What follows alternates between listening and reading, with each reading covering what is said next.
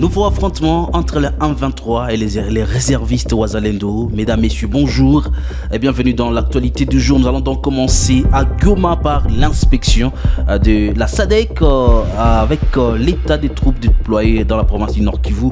Elias Mangossi, secrétaire exécutif de cette mission, visite les troupes. Objectif, superviser l'évolution des opérations de la mission Samir RDC, surtout dans cette partie est de la République démocratique du Congo. Nous allons parler également des élections des députés provinciaux, des figures inattendues émergent à Goma. Le résultat provisoire des députés provinciaux publié par la CENI, nouveau élu dont le préfet de l'Institut Majengo et membre également de l'UDPS. Nous allons nous rendre à Massissi sous les bombardements. Nouveau affrontement entre la 23 et Wazalendo. L'affrontement signalé à Mbouhi près des Mouesso entre la 23 et les réservistes Wazalendo. Et puis nous allons donc poursuivre l'actualité du jour avec la crise humanitaire à Nituri. La vie dans les camps sous la protection de la MONUSCO. Plus de 400 000 personnes déplacées vivent dans plus d'une trentaine de camps de déplacés. La MONUSCO assure la protection des déplacés avec des patrouilles nocturnes et diurnes. Nous avons donc le temps d'en parler. Puis nous allons chuter dans l'actualité du jour avec l'analyse des chances de la qualification des Léopards de la République démocratique du Congo. Toutes les équipes du groupe F ont la possibilité de se qualifier pour le 8e de finale. Analyse donc des chances de qualification des fauves congolais.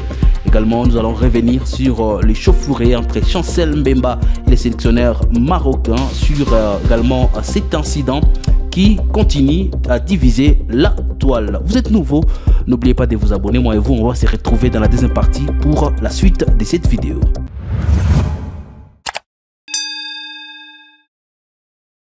Je l'ai dit en première partie de cette vidéo, le secrétaire exécutif de la SADC, Elias Mangossi, est en visite d'inspection à Goma des troupes de la SADC déployées depuis le 15 décembre dernier au Nord Kivu. Mangossi a profité de cette occasion d'apprécier et superviser l'évolution des opérations de la mission de la force de la SADC, la mission de Samir RDC, et d'aider la République démocratique du Congo à rétablir la paix et la sécurité dans sa partie orientale en proie à l'insécurité. Ici, je vous propose de les suivre. Bonjour, good morning. This is the executive secretary. We came here. C'est le secrétaire exécutif. Nous sommes venus ici to formally establish the SADC mission in Mozambique, commonly known as SAMI DRC. Pour formellement établir la mission de la SADC en RDC, communément appelée SAMI DRC. Yes, SADC mission in DRC. La mission de la SADC en RDC.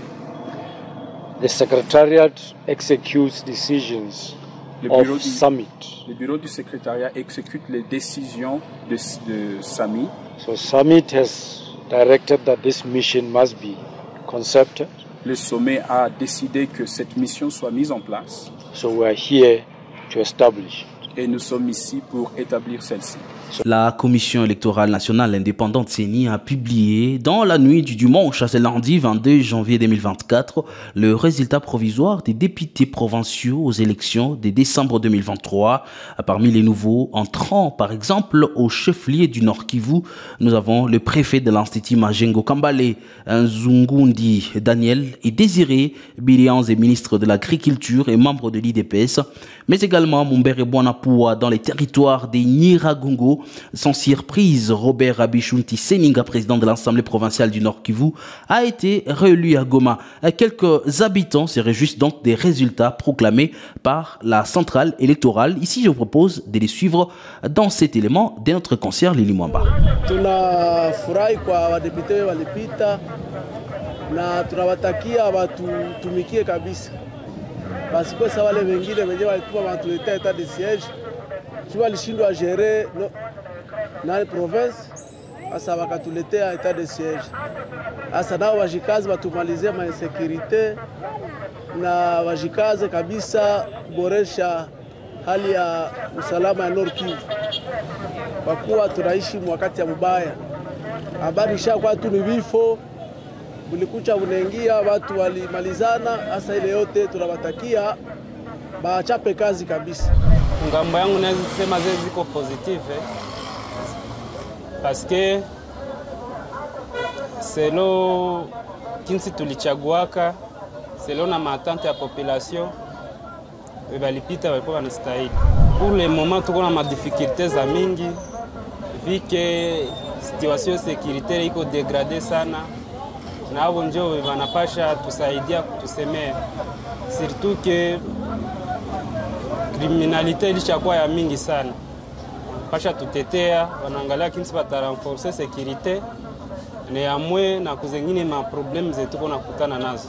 Randonnons à Massissi à présent. De nouveaux affrontements sont signalés ce lundi 22 janvier 2024 dans les villages proches de Mwesso, notamment à Pilote et Mbouji, sur la route Mwesso-Kashuga, à chefferie du Bachali, territoire de Massissi. Nous sommes donc dans la province du Nord Kivu. Plus de détails avec Ronaldin Thibonera. Des nouveaux affrontements sont signalés depuis ce lundi 22 janvier 2024 dans le village proche de Mwesso, notamment Pilote et Mbouyi, sur la route Mwesso-Kashuga, chefferie des Bachali, dans le territoire de Massissi au Nord Kivu.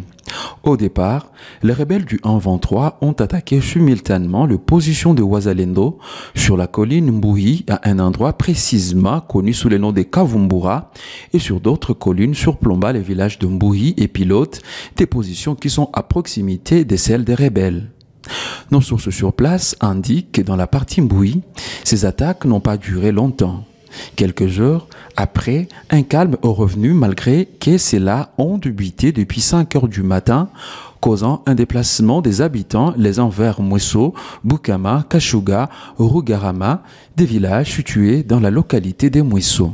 Du côté des Pilotes, les affrontements se poursuivent jusqu'à présent, avec comme conséquence le blocage de la route Mwesso-Kashuga vers Kalembe et une grande partie des populations se rend dans la brousse pour trouver refuge craignant d'être blessés par des coups de balle. Cette même situation a été observée depuis les heures vespérales du dimanche 21 janvier jusqu'à ce lundi 22 janvier au village surplomba l'agglomération de Kirumbu entre ces deux parties en conflit où l'on signale une panique généralisée dans le centre de Kirumbu où les activités socio-économiques sont paralysées dans cette partie de la chefferie des Bachali. Pendant ce temps, le trafic est suspendu sur les tronçons routiers Kibarizo-Kirumbu. Et dans la province de l'Ituri, à l'est de la République démocratique du Congo, les personnes déplacées vivent dans une trentaine de camps, dont Drodo, Ro, Loha, Jaïba, Jina et autres. Plus de 400 000 d'entre elles bénéficient de la protection directe de la MONUSCO à travers une douzaine de sites. Le casque bleu sécurise les déplacés en faisant le patrouille nocturne et diurne. Notre correspondant Isaac Bingeve s'est rendu donc sur les lieux. Ici, il nous fait le point. Jour après jour, les casques bleus de la MONUSCO vivent aux côtés des centaines de milliers de personnes déplacées afin d'assurer leur sécurité dans le cadre de la protection physique des civils. Par exemple au site de Loda, situé dans le groupement de Djina, en secteur de Walendubiti, en territoire de Djougou, et ceux de Jaïba 1 et 2, en chefferie de Bahema Badjere, des patrouilles nocturnes et diurnes sont organisées 24 heures sur 7. La protection des civils reste la pierre angulaire du mandat de la mission des Nations Unies en RDC, a souligné Karna Soro, chef de bureau de la MONUSCO en Ituri. Il y a un historique. Et donc ces groupes armés sont nés en 2017, ils ont commencé à semer la terreur dans les populations civiles, ce qui a forcé le gouvernement et la MONUSCO donc à redéployer des unités pour essayer de protéger ces populations-là. Aujourd'hui, nous avons sur l'ensemble de l'Ituri presque 72 sites de déplacés.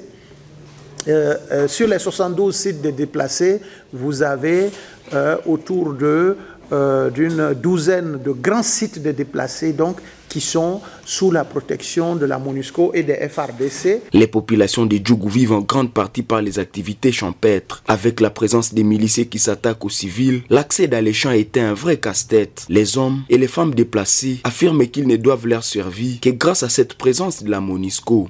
La MONUSCO fait aussi la patrouille nocturne et la patrouille diurne. Et ces patrouilles se font d'une part ensemble avec le FARDC Et d'autre part, il faut leur patrouiller seul aussi. Sasa mimi kwenda kushamba alasa kushamba kule tungakeleka na ba MONUSCO pamoja wachungaga siku ile. Les sentiments anti-MONUSCO n'existaient pas en Ituri, comme cela est observé les années passées dans le Nord Kivu et ailleurs. En province de l'Ituri, l'on dénombre plus de 38 sites où sont un peu plus de 400 000 déplacés. Au vu de l'effectif supposé insuffisant des dispositifs sécuritaires, dont les éléments FARDC, de la police et les casques bleus, il y a lieu d'affirmer que la capacité de nuisance est supérieure à la capacité de protection. En sport, on sera donc en direct de cette rubrique de l'actualité du jour avec notre spécialiste maison, Georges Benmouima, que je vais dire est approché. Georges, bonjour. Et surtout, nous allons donc revenir sur la rencontre d'hier entre la République démocratique du Congo et le Maroc. Toutes les équipes évoluant dans le groupe F auront donc la possibilité de se qualifier en 8e de finale de la 34e édition de la Coupe d'Afrique des Nations Côte d'Ivoire 2023, y compris les Léopards de la République démocratique du Congo. Georges, et quelles sont les chances de qualification des fauves congolais? Benmouima. Alors les Léopards de la RDC auront un match très capital le mercredi 24 janvier 2024 devant les Taifa Stars de la Tanzanie. Après son match nul face au Maroc un partout, les fauves congolais s'installent provisoirement à la 2e position avec désormais 2 points. Derrière le Maroc qui va rester leader avec 2 points. Et puis la Zambie qui jouera son dernier match contre les Maroc occupe la 3e position avec également 2 points. Et puis la Tanzanie ferme la marche dans ses groupes avec un petit point. Les Tanzaniens auront également la possibilité de se qualifier face aux Léopards. Quelles sont les chances de qualification des fauves congolais? Une victoire suffira à Sébastien Desabre et ses poulains de se qualifier pour la suite de cette Coupe d'Afrique des Nations. Les Léopards déjà se concentrent sur les prochains matchs. Les matchs nuls face au Maroc est une page déjà tournée. Les Congolais sont en confiance puisqu'ils ont quand même réussi à tenir en échec un demi-finaliste de la Coupe du Monde. Il s'agit du Maroc. Les yeux de tous les Congolais seront rivés vers la Côte d'Ivoire pour ces matchs coupérés face à la Tanzanie. La fin du match entre les Léopards et les Lions de l'Atlas du Maroc a été marquée par l'altercation entre les capitaines de la République démocratique du Congo, Chancel Mbemba, et les sélectionneurs nationaux du Maroc, Walid, dimanche 21 janvier 2024 au stade Laurent Poukou de San Pedro. Georges, explique-nous une fois de plus cette situation qui divise aujourd'hui la toile. Alors s'il faut revenir, Blaise, sur l'altercation qui a eu lieu entre les sélectionneurs Walid Regraoui et les capitaines de la sélection nationale de la RDC, on l'a constaté, on a vu à la fin de cette rencontre où Walid est allé serrer la main au capitaine de la RDC et c'est là où l'altercation a démarré entre les joueurs du Maroc et les joueurs de la RDC. Selon les sélectionneurs du Maroc, il n'a pas du tout apprécié les comportements du capitaine de la RDC lorsqu'ils se sont serrés la main. Chancel Mbemba ne l'a pas vu directement d'alléger. Il a compris que c'était un manque de respect de la part du capitaine de la RDC.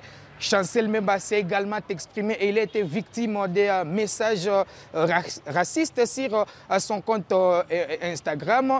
Il a préféré garder silence, mais selon lui, l'entraîneur a glissé un mot que Chancel Mbemba n'a pas voulu dire devant les caméras. La suite entre cette situation de Chancel Mbemba et Walid qui divise déjà la toile nous en dira un peu plus.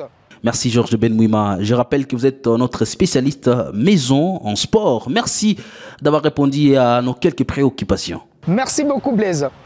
Et ça sera tout, mesdames et messieurs, pour l'actualité du jour. Merci à vous de l'avoir suivi.